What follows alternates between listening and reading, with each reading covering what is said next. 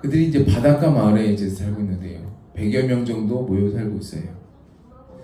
그들이 바닷가에 살면서 무엇을 가장 영광으로 생각하냐면 고래 잡은 것을 가문의 영광으로 생각한다고 합니다. 고래 잡은. 예. 왜 가문의 영광으로 생각할까요? 고래 잡는 일이 여간 어려운 일이 아니기 때문에 그런 거예요. 예. 너무 힘들다 보니까 가문의 영광이다. 야, 이게 대단하다라고 생각하는 거죠. 그 사람들이 이제 고래를 잡잖아요. 그런데 그러면 그 잡은 고래를 온 동네 사람들과 함께 나눠 먹고요. 그들 스스로 지혜로워서 힘이 좋아서 어떤 탁월한 능력이 있어서 고래를 잡았다고 생각하지 않아요. 오히려 고래가 자기 몸을 희생해서 자기들에게 그 몸을 내어 주었다라고 생각을 합니다. 그렇게 생각하는데요. 광야를 지나고 있는 사람들도요, 이누 피아트족과 비슷한 생각을 품곤 합니다. 광야를 지나는 사람들은요, 그 삶이 어렵잖아요. 힘들잖아요. 그러니까 모든 것이 다 하나님이 하셨다. 모든 것이 다 하나님의 은혜다. 모든 것이 다 주의 은혜다라고 생각을 합니다. 만나를 내리신 분도 하나님이시고, 불기둥과 구름기둥으로 인도해 주신 분도 하나님이시고, 바위에서 물이 나오게 하신 분도 하나님이시라고 고백을 합니다. 내가 스스로 할 수 있는 게 하나라도 있나요? 아니요, 하나도 없어요. 하나님이 모든 것을 이루시기 때문에 그분이 인도해 주시는 대로 따르면서 머물라고 하시는 곳에 그곳에 장막을 치고 그곳에 머뭅니다. 광야에서는요, 하나님이 아니면 절대로 살아남을 수 없기 때문에 하나님을 전부라고 여기면서 하나님의 인도하심과 하나님의 보호하심과 하나님의 도우심 속에 거하고 있는 것입니다. 그런데 그렇게 하나님의 은혜로 광야를 지나온 사람들이 가나안 땅에 딱 들어서게 되면요, 어떻게 될까요? 싹 달라지는 거예요. 싹 달라집니다. 광야에서와는 달리 가나안에서는요, 하나님 없어도 살 수 있을 것만 같아요. 예. 하나님이 없어도 부족함이 없게 느껴져요. 광야에서는 나에게 힘과 능력이 있다 할지라도 할 수 있는 것이 단 하나도 없었지만, 가나안에서는 나에게 힘과 능력이 좀 있으면 열심히 노력해서 잘 먹고 잘 살 수 있을 것만 같거든요.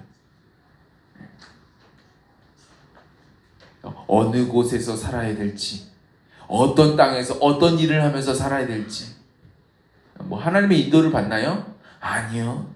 나 자신이 스스로 고민하고 스스로 결정하고 싶어 합니다. 여기는 어디예요? 가나안이니까요. 그러면 하나님이 우리가 광야에 살기를 원하실까요? 아니면 가나안 땅에 살기를 원하실까요? 네? 광야에 살기를 원하실까요? 아니면 가나안 땅에 살기를 원하실까요? 어느 곳에 살기를 원하실 것 같아요, 하나님이? 네. 어디 있는 곳에 사는 건 중요하지 않습니다. 중요한 것은요, 뭐냐면 하나님은 가나안에서도 우리가 광야에서처럼 하나님이 인도하시는 곳에 모든 것이 하나님의 은혜임을 인정하면서 하나님의 뜻을 따라서 살기를 원하십니다. 아멘. 그것이 광야이든 그것이 가나안 땅이든 상관이 없는 거예요. 예수님이 이 땅에 오신 그날 크리스마스를 앞둔 이 시점에 우리는 어디에 살고 있습니까? 광야와 같은 마음으로 살고 있습니까? 아니면 가나안과 같은 마음으로 살고 있습니까? 저는 아기 예수님이 탄생하신 이 크리스마스 시즌에 제 마음을 울리는 한 가지 질문을 듣게 됐습니다. 어쩌면 성령께서 제 눈을 이 성경 속의 인물인 이 헤롯의 질문을 보고 스스로 자문하면서 묻고 또 묻게 하시는 것 같았어요. 헤롯은 사람들을 향하여서 이렇게 질문합니다. 그리스도가 어디서 나겠느냐? 그리스도가 어디서 나겠느냐? 왜 이렇게 질문을 할까요? 헤롯은 정말 궁금했거든요. 지금 동방박사들이 멀리서 별을 보고 이곳 예루살렘까지 왔는데, 산 넘고 물 건너서 왔는데, 정작 예언대로 그리스도가 태어나신다라는 이 성지에 살고 있는 헤롯은요, 그리스도가 어디서 태어날지 몰랐거든요. 사실 헤롯은 유대인이 아니라 가나안 땅 남쪽에 있는 이두메라는 지역이 있어요. 이두메 지역 사람이었어요. 유대인이 아니니까 성경을 외울 일이 없겠죠. 성경 외울 일이 없습니다. 당연히 성경을 잘 몰라요. 이스라엘 사람 아니에요. 유대인 사람이 아니거든요, 헤롯이. 그리고 자신이 관심 있어 하는 부분은 뭐예요? 정치. 나라를 다스리는 정치. 그리고 그 시대를 주름잡고 있는 로마. 로마와 로마 황제. 여기에 관심이 많습니다. 이 헤롯 대왕이라고 부르거든요.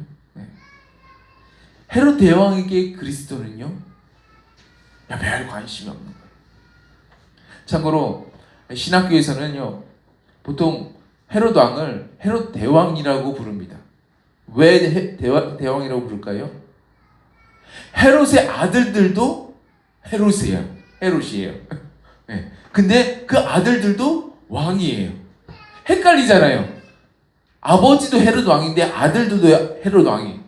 헷갈리다 보니까 그러면 아버지는 헤롯 대왕이라고 해주자. 네. 뭐 세종대왕처럼 뭐 업적이 많아서 대왕이 아니라 헷갈리니까 대왕이라고 해주는 거예요. 네. 그래서 헤롯 대왕이라고 해도 무슨 뭐 업적도 없는데 그렇게 생각하지 마시고요. 헷갈릴까봐 제가 말씀드린다는 점 이해해 주시기 바랍니다. 헤롯 대왕에게 있어서 그리스도는요, 원래 관심 받기였어요.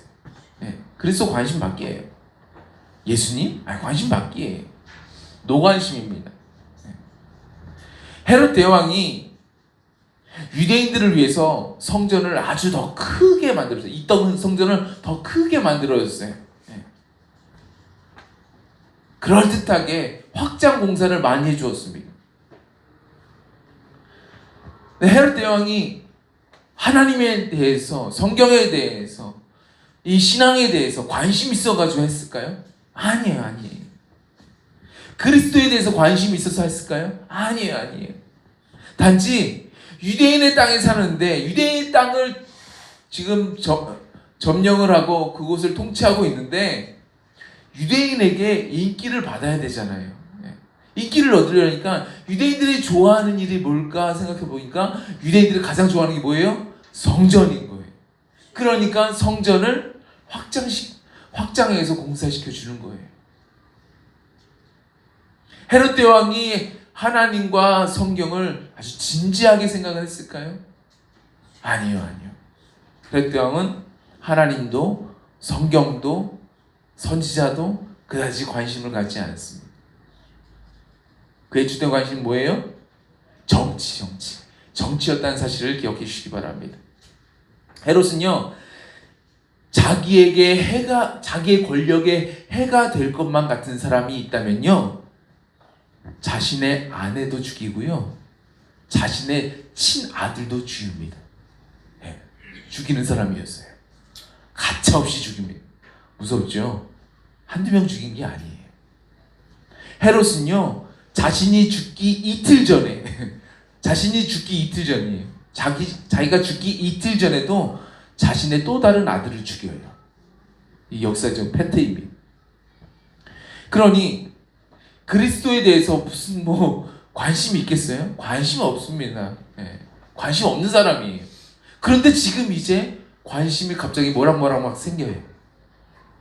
상황이 달라졌거든요. 관심이 생겨버렸어요. 왜죠? 동방에서 별을 따라서 예루살렘으로 나온 사람들이 이렇게 묻습니다. 유대인의 왕으로 나신 이가 어디 계시냐? 우리가 동방에서 그의 별을 보고 그에게 경배하러 왔노라. 네. 뭐라고 말해요? 유대인의 왕으로 나신 이가 어디 계시냐? 유대인의 왕이래잖아요. 네. 동방 박사들의 증언에 따르면 유대인의 왕이 지금 이곳에 태어나셨다라는 거예요. 헤롯은 뭔데요? 헤롯은 자기가 지금 유대인의 땅을 다스리고 있는 유대인의 왕인데요. 로마 황제가 지금 이 땅을 통치하라고 권한을 줘가지고 그 이스라엘 땅을 다스리는 유대인의 왕이 되었는데 지금 자신 말고 또 다른 유대인의 왕이 태어나셨다라는 거예요. 오직 정치에 관심이 많은 이 헤롯 왕에게 정말 엄청난 관심사가 된 겁니다. 누가요? 그리스도가요. 어떤 관심입니까? 그러면 그 그리스도라고 하는 사람이 태어났다는데 그 그리스도는 어디에서 태어났을까? 이 관심이 생긴 거예요. 그래서 헤롯 왕은 당장 사람들을 불러 모읍니다. 어떤 사람들 불러 모아요? 네. 이 성경에 대해서 박식한 사람들, 잘하는 사람들을 싹 다 불러 모읍니다. 그래서 대제사장들, 그 당시 대제사장은요, 막 오랫동안 하는 게 아니라 막 1년 단위로 막 대제사장이 바뀌다 보니까 대제사장이 여러 명 있었어요. 그래서 대제사장들 다 불러 모아요. 그리고 모든 서기관들, 성경에 좀 안다고 하는 서기관들 싹 다 불러 모읍니다. 그리고 물어보는 거예요. 그리스도가 어디서 나겠느냐? 그리스도가 어디서 태어나시겠느냐? 그 사람들이 이야기합니다. 성경을 잘 알고 있으니까요. 성경에 기록되어 있잖아요. 그 사람들이 뭐라고 얘기하냐면 유대 베들레헴에서 태어나실 겁니다. 성경에 이렇게 기록되어 있습니다. 또 유대 땅 베들레헴아 너는 유대의 고을 중에 가장 작지 아니하도다. 내게서 한 다스리는 자가 나와서 내 백성 이스라엘의 목자가 되리라. 이 말씀은 오늘 본문에 있는 말씀인데요. 그 본문 말씀은 어디서 왔냐면 미가서 5장 2절에서 나왔습니다. 미가서 5장 2절 말씀 보니까 이렇게 기록되어 있습니다. 베들레헴 에브라다야 너는 유대 족속 중에 작을지라도 이스라엘을 다스릴 자가 내게서 내게로 나올 것이라. 그의 근본은 상고의 영원에 있느니라. 왜 예수님은 베들레헴에서 태어나셔야 될까요? 네, 예수님은 다윗의 후손으로 오시잖아요. 다윗의 후손으로 이 땅에 오셨습니다. 다윗의 동네가 바로 다윗의 고향이 바로 이 베들레헴입니다. 그런데 오늘 마태복음도 그렇고 미가서 말씀에도 그렇고 겉으로 보이는 이 베들레헴의 모습을 우리에게 비춰주고 있습니다. 뭐라고 비춰주십니까? 그 베들레헴은 크지도 않고요, 화려하지도 않다라는 겁니다. 그곳은 작대요. 작은 동네래요. 그 작은 곳으로 그리스도께서 오신다라는 겁니다. 그러면 우리도 헤롯하고는 목적이 분명히 달라요. 헤롯은 왕권을 견제하기 위해서 그리스도를 찾았지만 우리는 왕권을 견제하기 위해서가 아니잖아요. 우리는 뭐예요? 그리스도를 따르기 위해서, 그리스도를 만나기 위해서, 그리스도와 함께하기 위해서 우리는 예수님을 찾아야 됩니다. 우리도 헤롯과 같이 질문해 봐야 됩니다. 그러면 그리스도가 어디로 오십니까? 그리스도가 어디로 임재하십니까? 어디로 임하십니까? 그리스도가 어떠한 사람에게 임재하십니까? 우리 물어봐야 됩니다. 그리스도가 어떠한 사람과 동행하시면서 그리스도가 내주, 인도, 보호, 축복, 은혜, 형통, 부흥, 능력, 권능을 베푸십니까? 이 모든 은혜들을 어떠한 사람에게 부으십니까? 그리스도가 어떠한 사람 가운데 임재하셔서 능력을 베푸시고 성령의 9가지 열매를 맺게 하십니까? 우리도 이렇게 질문해 볼 수 있다는 거죠. 언제요? 이 시즌. 헤롯은 유대인의 왕을 제거하기 위해 이러한 질문을 던졌지만 우리는 유대인의 왕과 함께하기 위해서 이러한 질문을 던져볼 수 있다는 겁니다. 그러면 그리스도가 어디로 임하실까요? 첫 번째로 주님은 마음이 겸손한 자에게 임하십니다. 우리는 작고 작은 이 마을 베들레헴에서 그 힌트를 얻을 수가 있어요.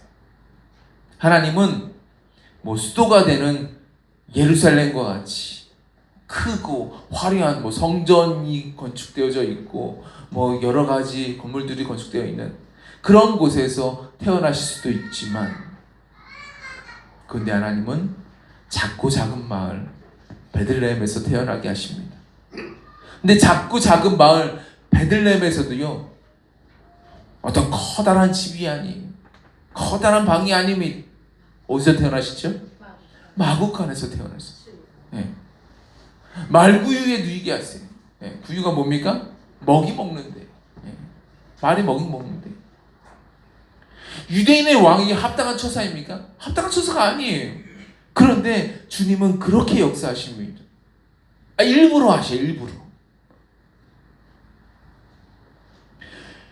예수님의 행적들은요 다 이런 식이에요. 예루살렘 성에 입성하셨어요. 많은 사람들이 말을 타고 개선장구처럼 당당하게 그 예루살렘 성으로 들어가셔야 되잖아요. 네. 그런데 예수님은 말을 안 타세요. 노새도 안 타세요. 노새가 뭔지 아세요? 네. 말하고 나귀하고 접붙인 거. 그래가지고 생김새가요 말의 한 중간쯤 돼요. 말과 나귀의 중간쯤 돼요. 예. 그 노새라 그럽니다. 노새도 안 타시는 거예요. 나귀를 타시는데 나귀 중에서도 새끼 나귀를 타세요. 예. 어른이 새끼 나귀를 타면 얼마나 우스꽝스럽고 보이는지 아십니까? 네. 그렇게 인지하시죠. 왜 그렇습니까? 예수님이 겸손하시기 때문에 그렇습니다. 예수님의 성품을 이렇게 계속적으로 나타내시는 거예요. 예수님은요 가장 낮고 가장 천한 모습으로 이 땅에 오십니다. 예수님이 찾으시는 사람들도 바로 그러한 사람이에요. 가장 낮고 가장 천한 모습으로 사는 사람들을 찾고 계십니다. 바울은 주님이 찾으시는 사람들에 대해서 이렇게 말을 합니다. 고린도전서 1장에 보니까요, 형제들아 너희를 부르심을 보라. 육체를 따라 지혜 있는 자가 많지 아니하며 능한 자가 많지 아니하며 문벌 좋은 자가 많지 아니하도다. 그러나 하나님께서 세상에 미련한 것들을 택하사 지혜 있는 자들을 부끄럽게 하려 하시고 세상에 약한 것들을 택하사 강한 것들을 부끄럽게 하려 하시며 하나님께서 세상에 천한 것들과 멸시받는 것들과 없는 것들을 택하사 있는 것들을 폐하려 하시나니 이는 아무 육체라도 하나님 앞에서 자랑하지 못하게 하려 하심이라. 아멘. 하나님이 찾으시는 사람들이요 이렇게 낮은 사람, 연약한 사람, 천한 사람들이라는 거예요. 그런데 여기에 보면 지혜 있는 자가 많지는 않지만 있긴 있어요. 능한 사람이 많지는 않지만 있기는 있어요. 문벌 좋은 사람이 많지는 않지만 있기는 있어요. 무슨 말입니까? 하나님이 찾으시는 사람은 지혜가 있어도 능력이 있어도 어떤 문벌이 좋다 할지라도 여전히 낮고 천한 마음을 소유한 사람들에게 찾아오신다라는 겁니다. 아멘. 겉모습만 낮다고, 겉모습만 천하다고, 연약하다고 해서 찾아오시는 게 아니라 중심이 낮고 천한 사람들에게, 다시 말해서 겸손한 사람들에게 예수님이 찾아오신다라는 겁니다. 야고보서 4장 6절 말씀 보니까 그러나 더욱 큰 은혜를 주시나니 그러므로 일렀으되 하나님이 교만한 자를 물리치시고 겸손한 자에게 은혜를 주신다 하였느니라. 시편 2장 26절 말씀에 겸손한 자는 먹고 배부를 것이며 여호와를 찾는 자는 그를 찬송할 것이라. 너희 마음은 영원히 살지어다. 이렇게 기록되어 있습니다. 예수님이 어디로 임하실까요? 어디로 임재하실까요? 어떠한 사람에게 찾아오시며 어떠한 사람과 주님이 동행하실까요? 성경이 보여주는 분명한 사실은요, 예수님은 낮은 곳으로 임하신다라는 것입니다. 아멘. 예수님은 낮은 마음, 겸손한 마음을 품는 사람에게 은혜를 부으십니다. 아멘. 정재봉 씨가 쓴 세상에서 가장 짧은 동화라는 글이 있습니다. 제가 이 글 한번 소개해 드릴게요. 소개해 드려도 금방 끝납니다. 네. 짧은 동화거든요. 잘 들어보세요. 제목, 세상에서 가장 짧은 동화. 세탁소에 갓 들어온 새 옷걸이한테 헌 옷걸이가 한마디 하였다. 너는 옷걸이라는 사실을 한순간도 잊지 말아라. 너는 옷걸이라는 사실을 한순간도 잊지 말아라. 아니, 왜 옷걸이라는 것을 그렇게 강조하시는 건가요? 잠깐씩 입혀지는 옷이 자신의 신분인 양 교만해지는 옷걸이들을 그동안 많이 보았기 때문이란다. 끝. 네. 글이 이렇게 짧습니다. 끝이에요. 이제 끝. 하나님이 내게 재물을 주셔도, 내게 능력을 주시고 지혜를 주시고 온갖 세상 권세, 권력, 좋은 인맥들을 주신다 할지라도 나는 여전히 주님 없으면 못 살아요 라고 고백하는 그 겸손이 저와 여러분 가운데 가득하시기 바랍니다. 아멘. 고급 브랜드, 명품 옷, 명품 백 좀 들렸다고 해서 의기양양하지 마시고요. 제가 주중에 목사님이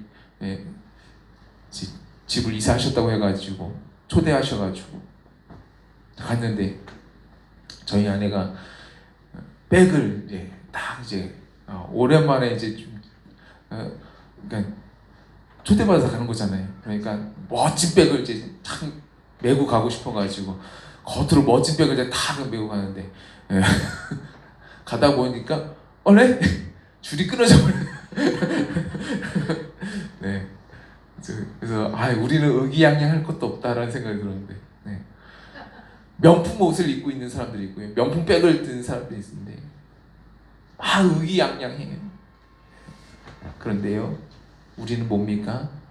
그저 옷걸이에 불과한 겁니다. 옷걸이에 옷걸이. 네. 그래서 늘 겸손한 마음 품으시길 주님으로 축복합니다. 아멘. 두 번째로요, 주님이 어디로 임하십니까? 심령이 가난한 자에게 주님 임재하십니다. 아멘. 겸손한 사람들은요, 한 가지 특징이 있어요.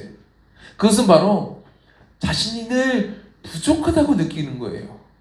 부족하다고 생각을 해요. 마음이 겸손한 사람은요, 돈도 많고 능력이 많고 지혜가 많고 권력이 있다 할지라도 이상해요.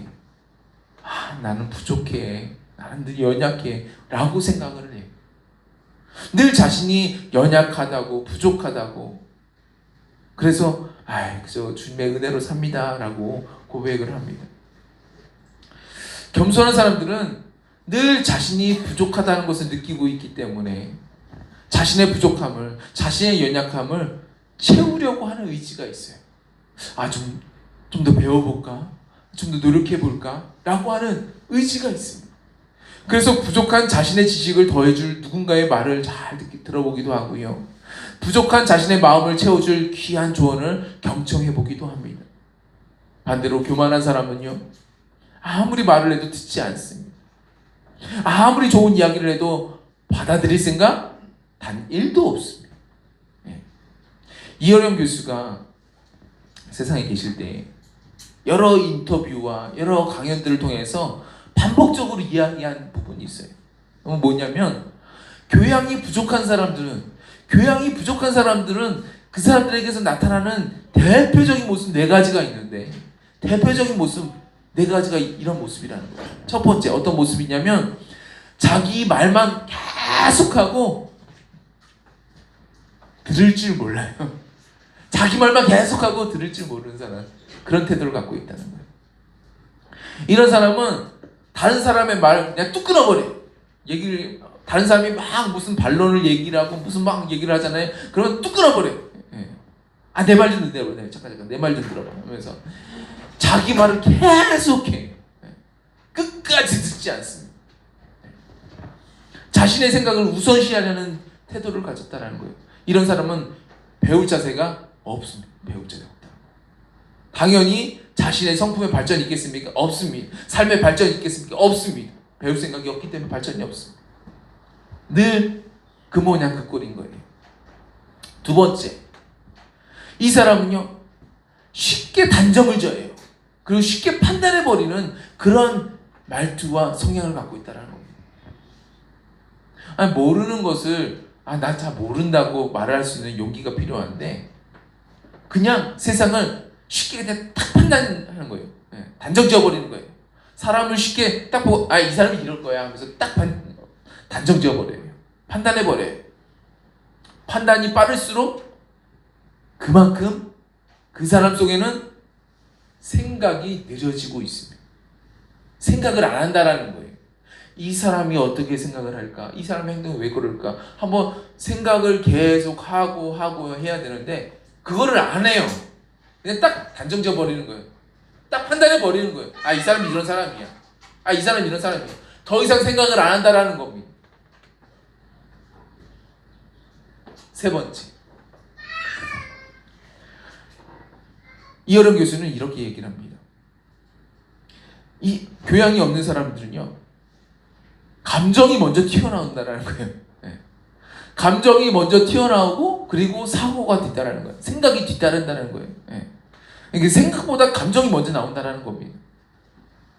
교양은 감정 조절부터 시작을 해야 되는데 금방 분노를 하는 거예요. 내 감정이 흐르는 대로 쉽게 말을 해버린다는 거예요. 그렇기 때문에 이 사람은 성장이 없습니다. 사고가 뒤따르기 때문에 생각하고 말을 해야 되는데 생각하지 않고 말을 하기 때문에 사고가 어렵습니다. 성장이 어렵습니다. 네 번째로, 교양이 없는 사람 특징은요 자기 기준만 옳다고 믿고 변화하려고 하는 생각이 전혀 없는 사람입니다. 이런 태도와 자세를 갖고 있대요. 내 자신의 변화 가능성을 좀 놓고 살아야 되는데 자신의 변화 가능성을 0으로, 제로로 놓고 사는 거예요. 한번 내가 지식을 가졌어요. 그러면 내가 익힌, 내가 알고 있는 그 지식만 주장을 하고 내 고집을 내 지식인 것 마냥 주장을 하는 겁니다. 착각을 하는 거예요. 생각에 어떠한 변화가 없다 보니까 결국 배우면 멈추게 되는 거예요. 더 이상 배울 게 없죠. 내가 갖고 있는 것만 늘 생각하기 때문에 더 이상 배워지지가 않습니다. 생각의 깊이가 얕을 수밖에 없는 거예요. 생각의 깊이가 결국은 사람의 깊이를 만드는데 교만한 사람에게서는요 깊이 있는 생각, 깊이 있는 사고가 하기가 어렵다라는 겁니다. 저와 여러분이 그래서 어떻게 될까요? 겸손한 사람이라면요 들어봐야 되는 거예요. 생각을 해야 된다라는 거예요. 발전하려면요 생각을 계속 해봐야 되는 겁니다. 세 번째로, 마지막 세 번째로, 주님이 어느 사람에게 임하실까요? 주님은 사모하는 자에게 임하십니다. 사모하는 자에게.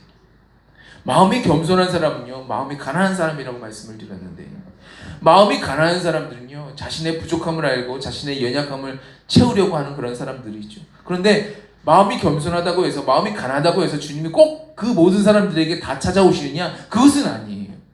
그 사람들에게 은혜를 베푸시고 그 사람들에게 능력을 베푸실까요? 그것은 꼭 아니에요. 많은 경우에 은혜를 입기도 해요. 주님 만나기도 해요. 왜냐하면 그런 마음의 토양이 되어 있기 때문에 주님께서 만나주시고 은혜도 주시지만, 마음이 겸손하다고 해서, 마음이 가난하다고 해서 꼭 만나주시냐? 그건 꼭 아니에요. 예수님께서 찾아오시고 동행하시고 은혜와 긍휼과 사랑을 베푸시기 위해서는요 마음이 겸손하고 마음이 가난한 사람에게 이 한 가지가 더 더해져야 되는 거예요. 그것은 바로 주님을 사모하는 거예요. 주님의 얼굴을 구하는 거예요.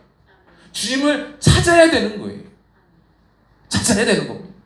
주님의 이름을 부르고 주님의 도우심을 구해야 된다는 겁니다. 바디메오를 보세요. 자신의 눈이 안 보여요. 안 보여요.